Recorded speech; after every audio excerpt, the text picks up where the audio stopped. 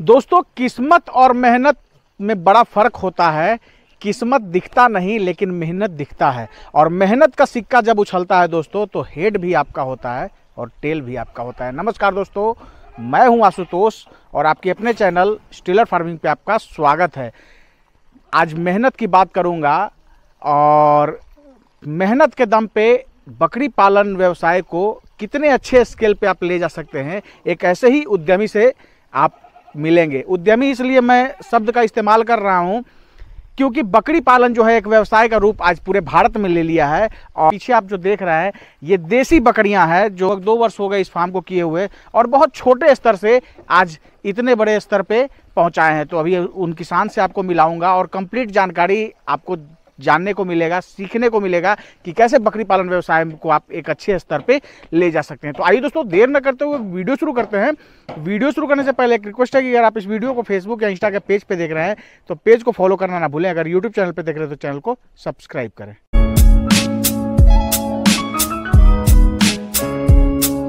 Sir, हमारे channel पे आपका स्वागत है। आपका भी बहुत बहुत धन्यवाद सर, जो वहाँ से आप लोग यहाँ तक मेरे छोटे से फार्म में आए, इसके लिए मैं दिल से आप लोगों को धन्यवाद देता हूँ। सबसे पहले अपना नाम और यहाँ का पूरा पता हमारे दर्शकों को बताइए। मेरा नाम बलराम साहू है और इस फार्म का भी नाम बलराम गोट फार्म के ही नाम है। आपके नाम से ये फार्म जी। कैसे यहाँ लोग पहुँचेंगे?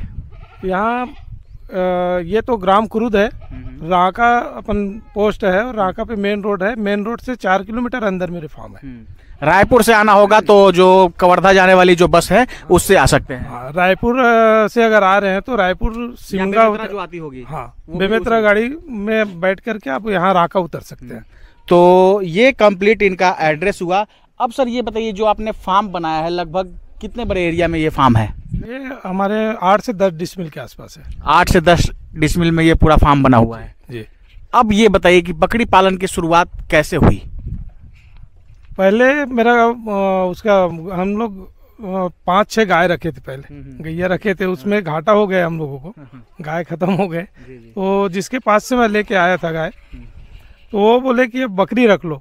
तो हमारे यहाँ खाने पीने का वो ये नहीं है, कोई खाते पीते नहीं, ना अपन घर पे चलता भी नहीं है। तो बोले कि आप एक बकरी रख कर देखो। तो 14,500 से हमने एक बकरी लिए, उसके साथ में एक बकरा आया था। उस बकरे को 16,000 में बेच के फिर हमने 3 बकरी लाए थे। मतलब एक बकरी से शुरुआत किए, उससे जो बच्चे आए उसको बेचा आपने और फिर उससे और बकरी बढ़ा लिए। फिर उसी तरह करते करते जितने भी खस्सी होते हैं बकरे जो हमारे यहाँ होते हैं उसको निकाल करके फिर बकरी ले जाते हैं। इस तरह करते करते इतना फार्म पे पहुंचा। जी। अभी टोटल अगर बात करें बड़े बकरियों की तो लगभग कितने हैं? 70 के आसपास हैं सर। 70 हैं ये अभी टोटल। और अभी हम देख रहे हैं कि यहाँ जो है इस तरफ भी आपका फार्म है और इस तरफ एक नया फार्म आपने बनाया हुआ है। जी, पुराना फार्म अपन यही है जो देख रहे हैं। हाँ, इसी से शुरुआत करते किए हैं अपन, है ना। और वही फिर बकरी निकाल करके उस फार्म को अपन स्टार्ट किए हैं। कहने का मतलब कि जो फिर बकरियों से जो कमाई हुई फिर वो पैसा जो है आपने फार्म में लगाया है। हाँ, उसी के कमाई से लगाते गए फिर। तो दोस्तों, ये तरीका होना चाहिए हमेशा।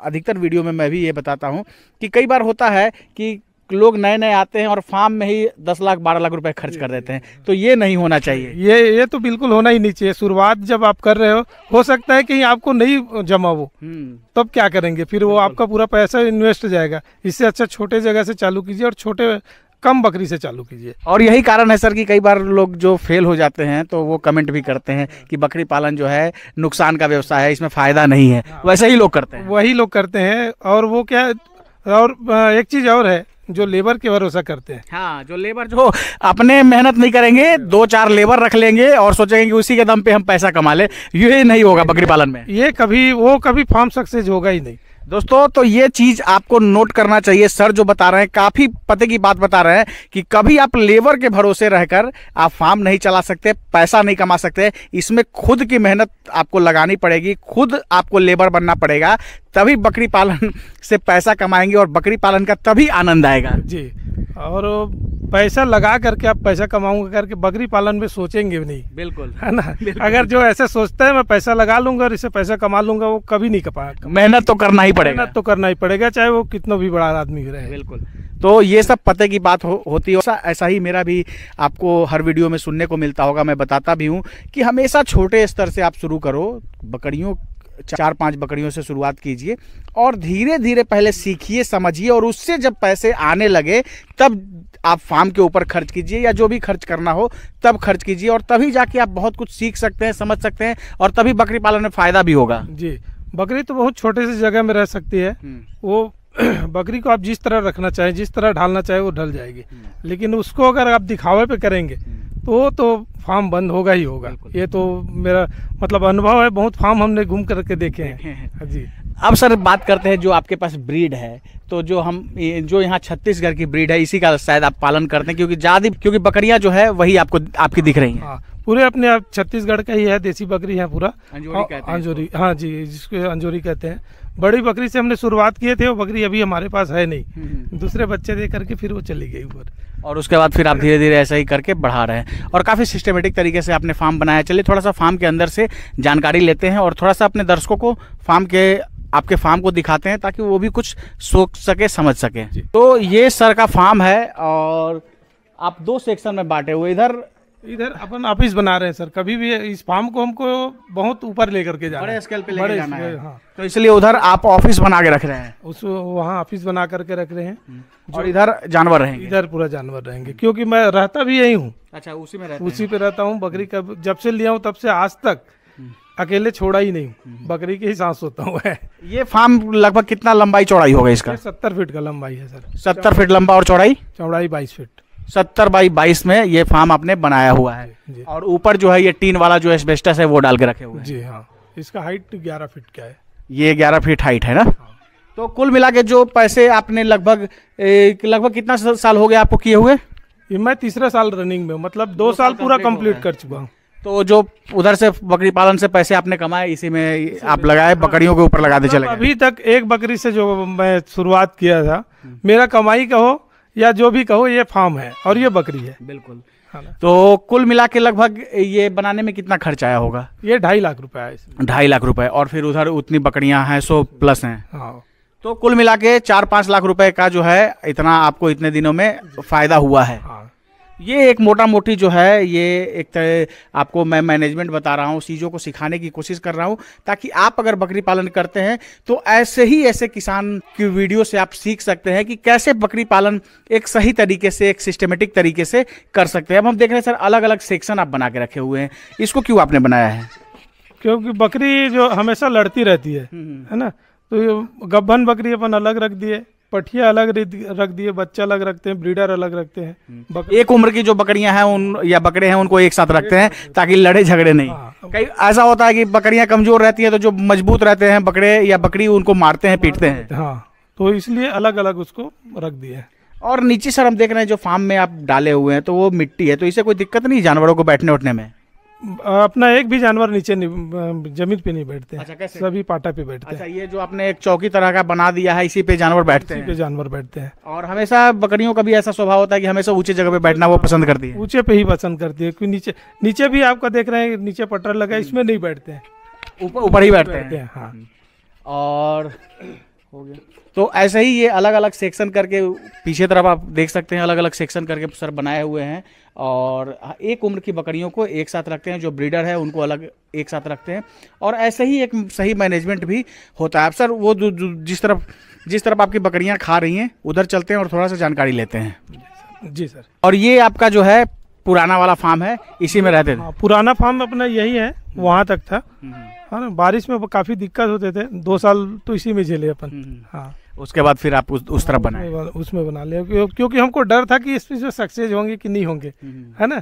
तो करते गए तो आज इतना देख सकते हैं जनसंख्या अपने पास। अपने घर का पैसा अभी तक लगाए नहीं है इसमें। जो जानवर से जो पैसा आया उसी को लगाते चले गए? उसी को लगाते चले गए। और आप इन सर का जुगाड़ देख सकते हैं, ये सब जो है फट्टा वगैरह जो है, लकड़ी वगैरह, उसी को ठोक के फिर ट्रे वगैरह आपने बना दिया। ये सब अपने हाथ में बैठे बैठे दिमाग लगाते रहते हैं, है ना। तो कैसे खिलाएं, क्या करें, इसी में डाल देते हैं, मजे से खाती है सब बकरियां। हम देखते हैं सभी जगह, अधिकतर जगह जो मैं विजिट करता हूँ देखता हूँ वहाँ जो जानवर हैं वो दलहनी भूसा खाते हैं। आपके यहाँ मैं देख रहा हूँ, और पहली दफ़े देख रहा हूँ कि यहाँ पैरा कुट्टी आप खिला रहे हैं, और बकरियाँ बहुत चाव से खा रही हैं। पैरा कुट्टी तो बहुत अच्छे से खाती हैं, और इसमें पैरा कुट्टी में मैं एक चीज़ अनुभव देखा हूँ, जो बकरी अपन बाहर से लेकर के आते हैं और अपने यहाँ का बकरी है, पैरा कुट्टी में इसका वजन भी बढ़ते हैं। अच्छा, वजन बढ़ता है? वजन बढ़ता है इससे। अभी पैरा कुट्टी में हम देख रहे थे बहुत कुछ आप मिला के दे रहे थे, क्या क्या दे रहे थे? उसमें अपन उसका सरसों का खल है और जो पशु आहार आते हैं जानवरों को खिलाने के लिए वो डालते हैं इसमें, और साथ में ऊपर से चोकर वगैरह डाल देते हैं। चोकर हल्का से छिड़क देते हैं ताकि जो बचे रहते हैं उसको अच्छे से खा लेते हैं जी। और दोस्तों आप देख सकते हैं, वीडियो के माध्यम से भी देख रहे होंगे, बकरियां बहुत चाव से खा रही है और एकदम खाने के लिए एक दूसरे से उनका कंपटीशन चल रहा है। कोई खाने में दिक्कत नहीं है, आराम से पैरा कुट्टी पे भी बकरियां पल सकती हैं। बिल्कुल पल सकते हैं, अगर स्टॉल फिट पे रखना चाहे पैरा कुट्टी पे ही वो रख सकते हैं, क्योंकि उसमें कोई दिक्कत इसको है नहीं। हाँ। अब सर बात करते हैं जो आप खिला रहे हैं इनको, बकरियों को जो खिला रहे हैं, तो उस पर खिलाने का क्या खर्च आता है, लमसम बता सकते हैं? इतने बकरी में भी उनको 100 रुपये आ रहा है, एक दिन का जो है 100 रुपये आता है।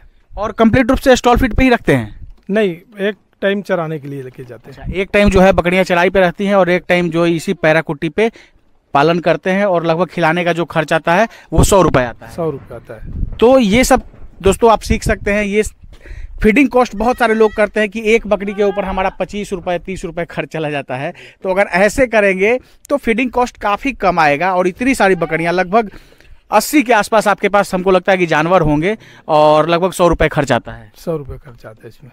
अब सर ये बताइए, जैसे इतनी सारे जानवर आपके पास हैं, तो क्या वैक्सीनेशन वगैरह इनका करते हैं या ऐसे ही बकरियां पल रही हैं? वैक्सीनेशन करना पड़ता है सर, क्योंकि वैक्सीनेशन सभी यूट्यूब में देखते हैं, और जो बकरी पालते हैं अपन गांव में तो कोई करते नहीं है, लेकिन अब देखते रहते हैं तो हम लोग यूट्यूब देख करके इन लोगों को वैक्सीनेशन करते हैं जी। और सारे जो PPR FMD वगैरह है वो समय समय पे करते रहते हैं जी। ये तो काफ़ी एकदम जो है ग्रामीण इलाका है, और तो यहाँ क्या वैक्सीनेशन वगैरह उपलब्ध हो जाता है? हाँ, हो जाता है, शहर से ले आते हैं अपन जाके। बेमित्रा जाते होंगे? हाँ, बेमित्रा से ले आते हैं। वहाँ जो है टीका वगैरह समय पे मिल जाता है, दुकान वाले रखते हैं? हाँ, दुकान वाले रखते हैं, यहाँ से फ़ोन कर देते हैं, दूसरे दिन जा करके ले आते हैं। अब ये बताइए, जैसे यहाँ जो छत्तीसगढ़ शासन के द्वारा यानी सरकार के द्वारा क्या कुछ सहायता वगैरह आप लोगों को मिली है? अभी तक तो नहीं मिला सर। नहीं मिला। जैसे सर हम बिहार से आते हैं, तो वहाँ हमारे यहाँ जो बकरियाँ हैं, जो वहाँ ब्लैक बंगाल कहते हैं देसी बकरी को, आपके यहाँ अंजोड़ी कहते हैं, वहाँ से यहाँ अंतर हम देख रहे हैं कि आपके यहाँ जो जानवर हैं अंजोड़ी के काफ़ी अच्छे हाइट में हैं, और हमारे यहाँ की जो बकरी है उसका हाइट कम होता है, दूध की भी कमी होती है। तो आपके यहाँ क्या देसी बकरियों, जो आपके यहाँ जो अंजोड़ी है उसमें दूध वगैरह है या यहाँ भी दूध की कमी है? यहाँ हमारे यहाँ तो दूध की कमी नहीं है, 2 बच्चा एकदम। हाँ, और जब जैसे बच्चा देते हैं तो कम से कम हमको 15 दिन दूध उसका निकालना पड़ता है। अच्छा, वो मतलब बच्चे को पिलाकर और फिर एक्स्ट्रा निकालना पड़ता है? एक्स्ट्रा निकालना रहता है। हाँ, नहीं तो फिर वो क्या बच्चा फिर दस्त कर। बिल्कुल, तो उनका जो है वो दस्त शुरू हो जाएगा।